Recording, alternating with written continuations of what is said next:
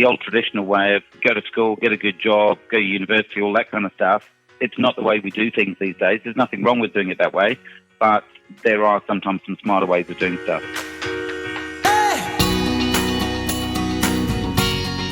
This is Property Investory, where we talk to successful property investors to find out more about their stories, mindset, and strategies. I'm Tyron Shum, and in this episode, we're speaking with writer, TV host, and founder of Your Property Empire, Chris Gray, to talk about how he managed to retire at age 31 by simply getting started in property. We'll learn the importance of mindset and reward in property, and the property tips and tricks he's learnt so you can apply it too.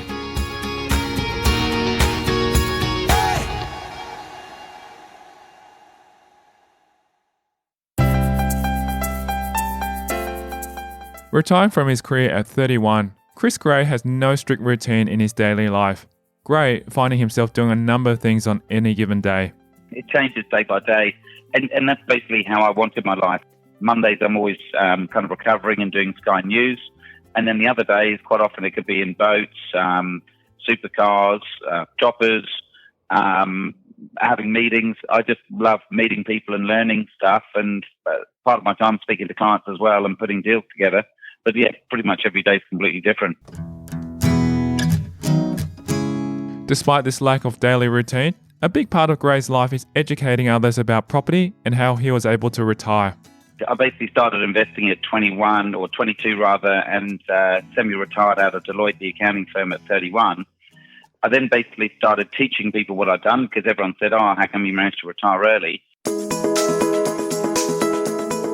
With a lifestyle deviating from the norm, he shares that while he's able to live comfortably, he does have a different perspective to most people when it comes to his own property.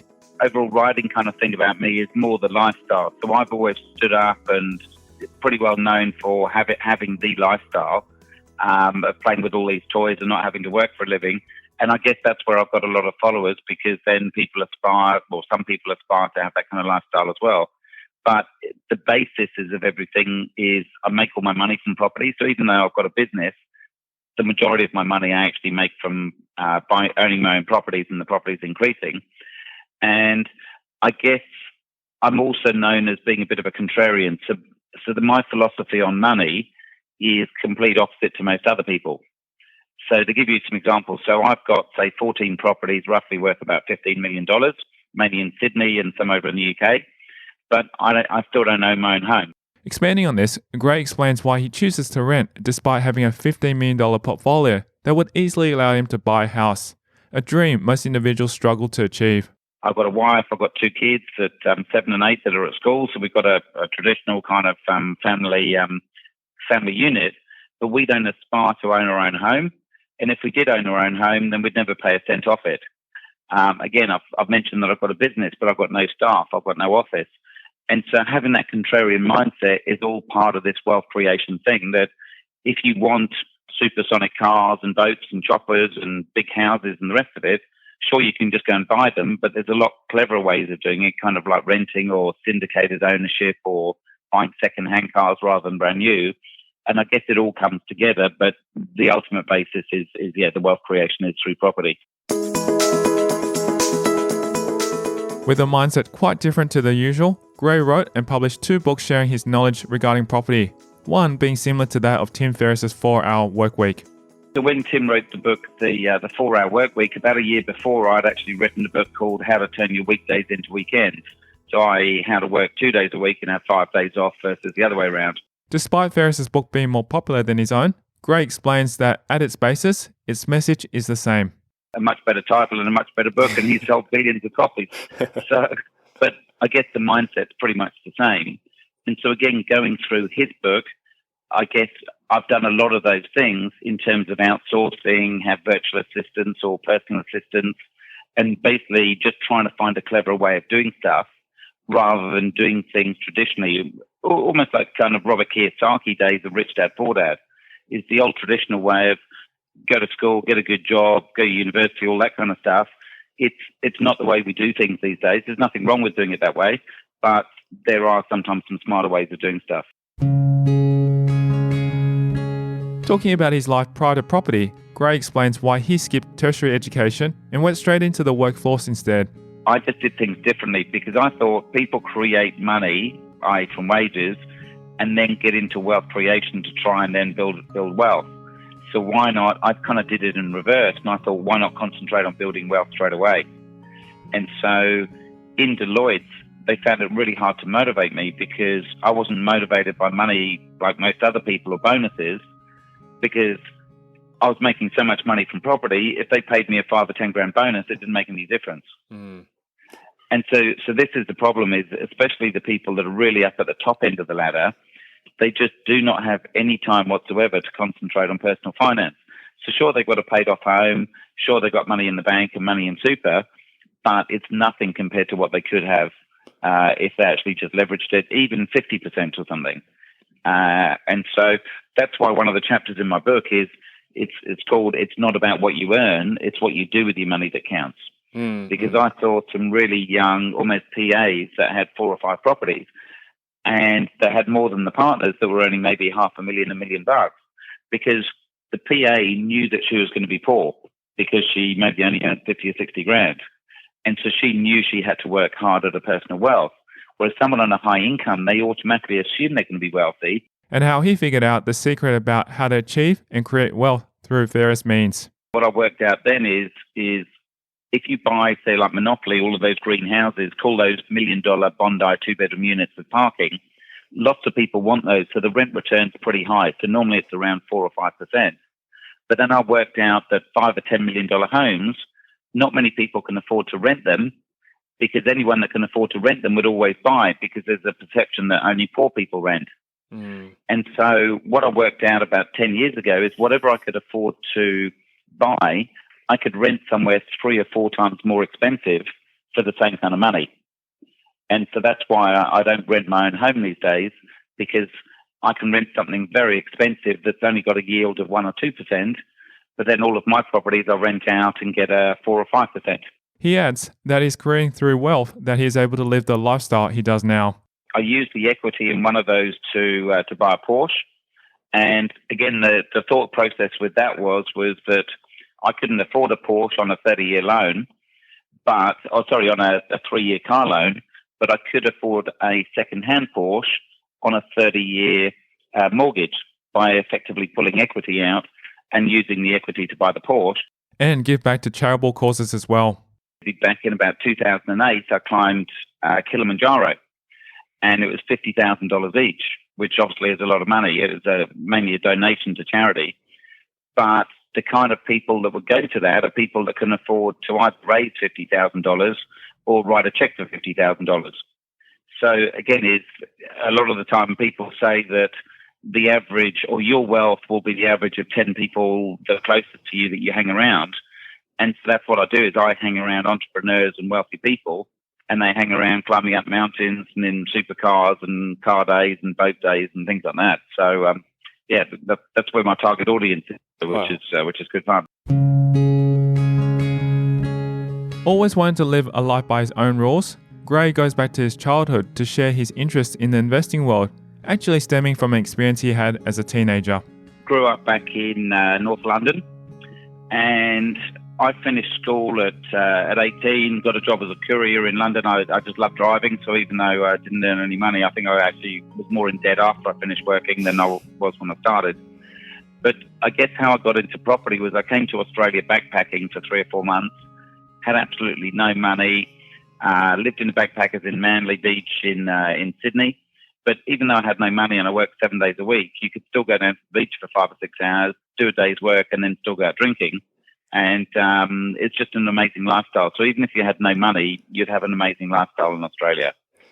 And I went back to the UK, and my mum actually gave me a curfew, and she said, "You've got to be back by midnight." And I said, "Mum, look, I've travelled all the way around the world. Surely I can get back from the local pub." But she said, "No, it's my house, my rules, and you've got to be back by midnight." And that was the catalyst, because I'd seen what it was like to leave home and to be in better places. That was my catalyst to push me into property. Whereas I guess a lot of my friends hadn't had that backpacking experience and hadn't seen what it was like to have your own apartment or to live outside from home. And so I guess they didn't have the same catalyst that I did. While his parents' strict rules definitely was a catalyst in his property journey, he shares that they were also the reason he was able to get started in property. My dad was a heart physician, my mum was a nurse, and so they were very much into the church and the community. And so they were very non-materialistic. Obviously, I came from a pretty wealthy family because my dad was a doctor, or a high-income family, but they never had any interest in those material kind of things. I mean, they gave us a good head start with property. So we had a property deposit. So at 22, I earned £10,000, so about 25,000 Aussie. And I had a deposit, I think, of about 10 or 15, I think maybe £10,000 in those days. And basically, I just worked the numbers. So I looked at what I could afford, which is normally 3 times your income. So I could afford a £30,000 or £40,000 place, which even in those days was a pretty run-down, crappy one-bedroom unit. I then started looking at 3-bedroom houses in the best part of town, even though I couldn't afford them, and I fell in love with those kind of things. And I basically set myself a goal and said, right, I want this property, and it was one for £100,000. And basically, long story short, what I worked out is, first of all, I could buy that for $80,000 because the guy was pretty keen to sell, and I wasn't involved in the chain. So as a first home buyer, it was quite attractive because you could basically settle on the property within 5 or 6 weeks, so it's nice and clean. And I basically went to the bank, and through my dad's guarantee, I said, look, if I buy a £30,000 or £40,000 place, I'm going to be mortgaged for life, so I'm going to have no money. I can't afford to go out. Whereas if I can afford to get a 7 times mortgage and get a 3-bedroom house, I can rent 2 rooms out to 2 mates. And in those days, the rents were around 10 or 12%. That would actually pay the whole of my mortgage off, so I could actually live for free. Fantastic. So I then took it to my dad as more of a business case to say, look, Dad, I need some help if you can. I'm not after your money. I just need to try and get a guarantee for the bank because a 3-bedroom house is going to be free, whereas a 1-bedroom unit is going to cost me a fortune. And I just had this kind of mentality. So my skill base is very much, I look at normal problems, I translate it into basic numbers, and the basic numbers tell me a different story to what the emotional choice that our parents and our grandparents and society tell us what to do. Sharing his reason for moving to Australia and getting started in a property career, Gray describes the lifestyle he had when working at a .com back in 2000. No, I enjoyed it with young people. We went from like 10 people to about 130 within a few months. Wow. I was working 6 days a week and then sleeping on the 7th. And I made some money through the .com, but basically after it and after the GFC came about and obviously the shares all collapsed, I then said, well, I don't care how much money I earn. I'm not enjoying the Australian kind of weekends and the lifestyle and the rest of it. And that's when I said, well, to me, life isn't purely about money, and I want to live the life, and this is what I came to Australia for. And so that's when I left, and then I started actually into recruitment and got into Deloitte through recruitment, kind of interviewing CFOs. But that's when I really learned that, you got to live the life. And I met so many unhappy people that hated their jobs through kind of recruitment and interviewing people. That's when I really learned then there's more to life than just working in money. It was during these interviews that Gray actually discovered that there were a lot of people who had a lot of income but were very time poor, a fact that inspired him to look further into property. My recruitment role, then I used to have to try and find the candidates, so the financial controllers and the finance directors to put into some of Deloitte's clients as a recruitment firm. And so I basically had to interview 10 people a week, so it wasn't too time performing on me. But over 2 years, then that's kind of 100 weeks, so that's about 1,000 people that I interviewed. And most of these guys could do their jobs. They were very successful people. So more the interview process was more getting to know about them personally.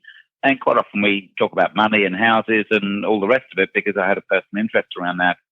And this is the thing that I learned was a lot of the people I met that were suddenly in their 40s, 50s and 60s, they were struggling to get contracting jobs because they were competing against a 30-year-old backpacker from the UK or Ireland that was maybe getting 30 or 40 bucks an hour.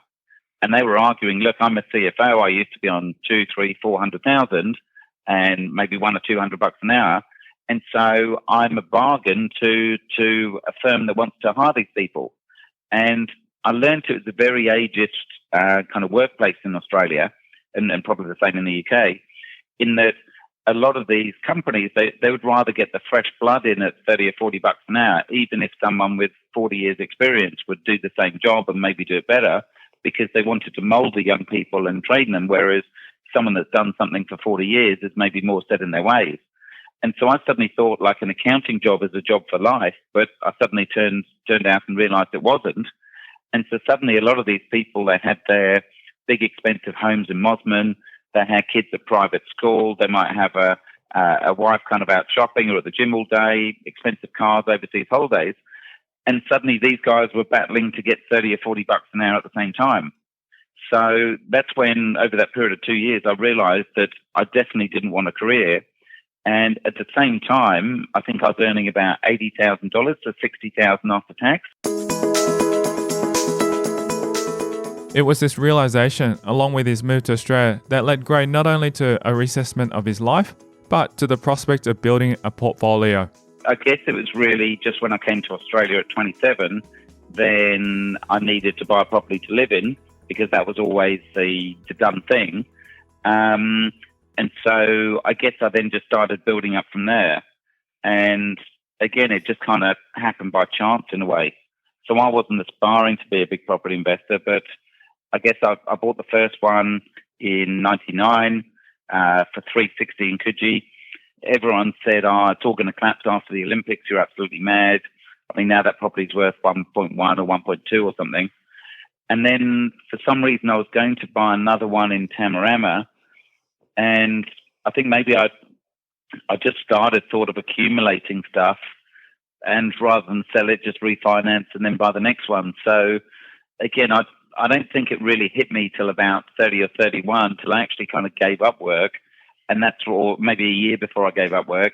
And I just happened to be doing something, and it just kind of fell into place in a way. So it wasn't necessarily a really defined goal that I've set in my 20s and 30s. Coming up after the break, we'll delve into Chris Gray's property journey to find out about the wins in his property investing journey. So I had six properties, all rising by $100,000 a year for a couple of years. So I was making $600,000 a year from property investing, doing nothing and paying no tax on it, and earning $60,000 from Deloitte. Contrastingly, about the time he almost lost it all, I was probably almost in negative equity because I was highly geared, maybe 90 or 100% geared anyway, and then the market kind of fell off a bit. I'd really pushed the limit massively. I was down to probably my last $10 or $100 or something like that, and I was almost wishing on heart attack. And that's next. I'm Tyrone Shum, and you're listening to Property Investory.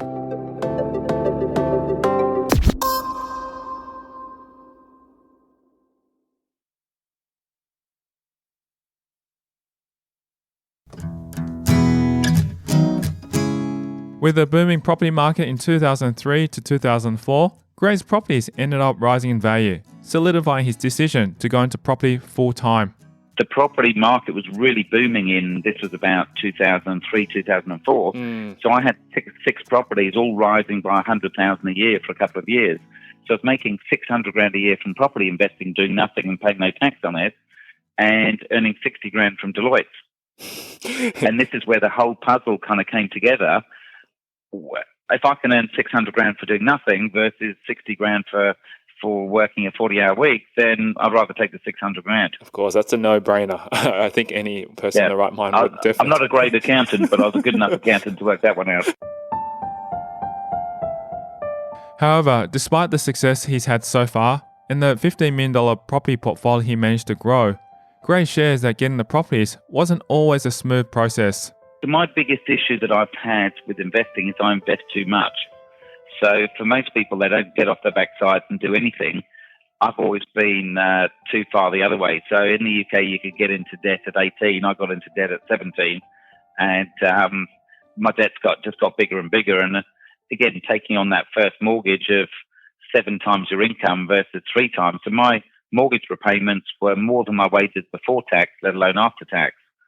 So I've always kind of got used to debt from an early age. But look, in probably the late 90s, maybe early 2000s, I was probably almost in negative equity because I was highly geared, maybe 90 or 100% geared anyway, and then the market kind of fell off a bit, and so it's kind of 50-50 whether my properties would have actually paid off my debt. But again, going to see the accountants and getting all the good advice that I got, and from people like Angus Rain from Rain and Horn, he was a very, very generous guy that gave me a lot of his time to help me. And a lot of these guys said, look, Chris, you've got to hang on to your portfolio. If you sell your portfolio, you're going to end up with no assets and you'll still have some debt and you'll never be able to repay that debt. Whereas whether you beg, borrow or steal, or obviously maybe not steal, but get 5 jobs and just hang on, because I think at the time I had about $3.5 million in property, and all you need is to get 10% growth and you suddenly make $350,000 and suddenly all your problems are over. And so I think in the age from probably 30 to 40, there was various different times when I'd really pushed the limit massively. I was down to probably my last $10 or $100 or something like that. And I was almost wishing on heart attacks to claim on my insurance and hopefully survive the heart attacks to then get the payout to try and get myself out of a rut. And it was very, very tough. So at times I've had years of sleepless nights. So this is the downside. So it's not all positive, and a lot of the speakers and people say, it's so easy and it feels easy in hindsight. But at the times, and it's all my own doing, and I did it knowingly, and I was willing to take those risks to then have the upside on when the market did move. But look, there was a lot of sleepless nights and a lot of stress and stuff like that because I was pushing the limits beyond what most other people would do. Regardless of these risks, most things have gone well. Gray sharing some of his favourite life-changing moments in terms of property.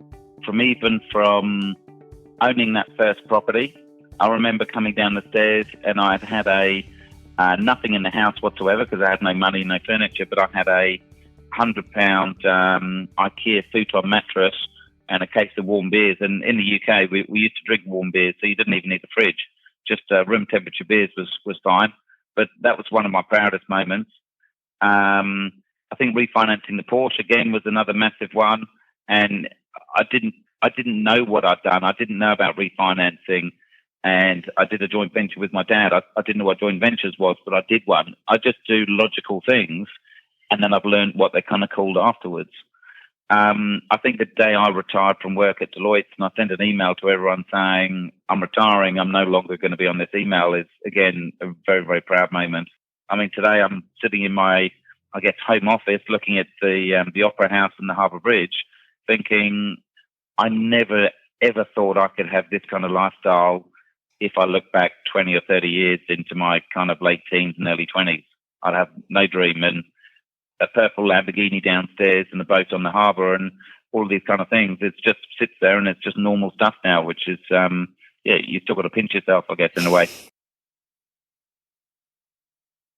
While other investors skip out on buying fancy cars or depreciating assets, Gray interestingly explains that he rewards himself with these things for a reason. So with the Porsche thing, then a lot of people said, yeah, but you're using debt to finance luxury goods that are depreciating assets, which is true. But if my property has gone from 80 to £100,000 and I've made 20,000, a lot of people would sell that and then go and buy a £20,000 car. And they think they've made 20 grand and that's good, but then they haven't got an asset.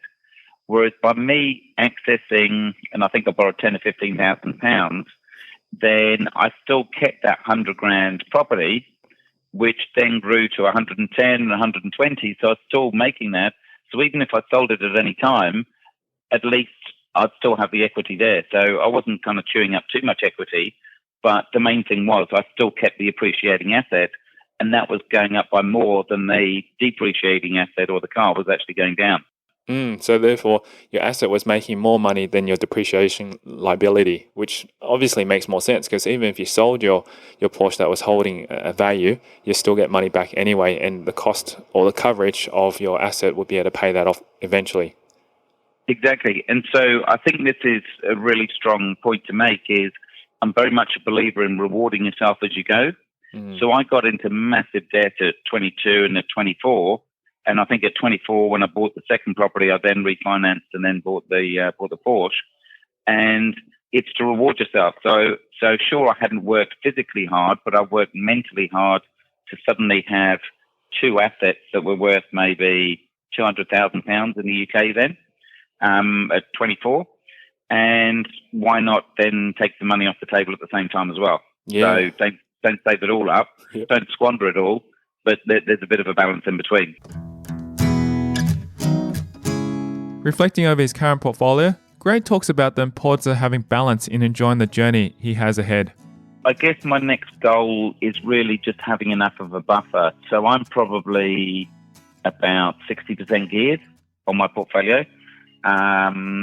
And I guess I really wanted to get down to about 50 to then have 30% of buffer, ideally in cash, so that no matter what happened with interest rates rising, or if I completely stopped work and didn't have any income coming in, then I kind of wanted enough cash for maybe 10 or 15 years that I didn't have to worry about no matter what. But look, I mean, if interest rates did suddenly double to 10 or 12%, then my cash flow position would be massively changed. I think I'd still be fine, because in my book, I still work on interest rates of 7, 8 and 9%. So I do kind of stress test myself, but I'd just rather have a lot more excess buffer, excess cash, just to counter anything that might happen in the future. And so that's the next thing on my to-do list, which is again part of a journey that will probably take another 1 or 2 years or something like that.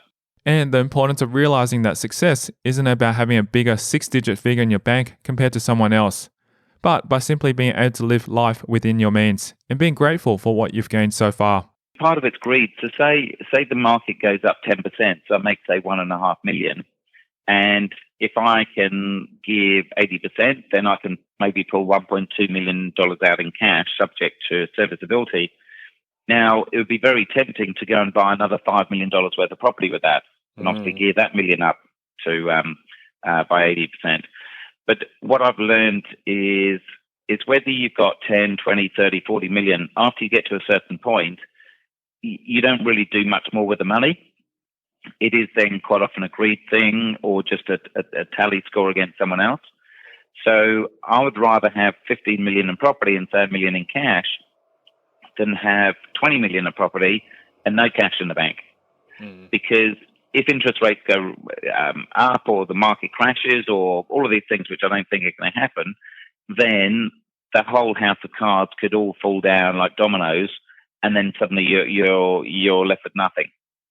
And so I'm trying not to be greedy and trying to be grateful for what I've got, and trying to be more conservative to then say, no, look, I'd rather have the 15 million and build up a couple of million in spare equity or spare cash than constantly trying to be 20 million or 30 million or 40 million.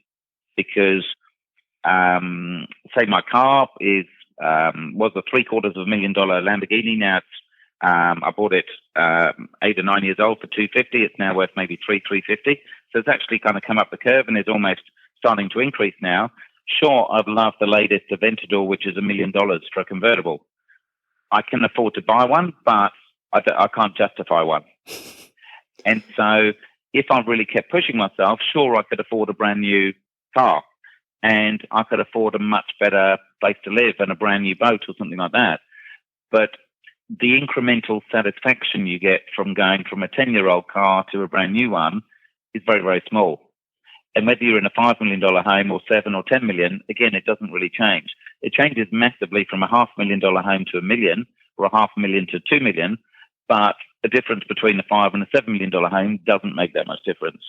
And so again, it's just trying to learn from these other people to say, if you constantly keep pushing the limits, at some point it's all going to crack and something's going to go wrong. Thank you to Chris Gray, our guest on this episode of Property Investory. If you want to hear more stories like this, visit propertyinvestory.com.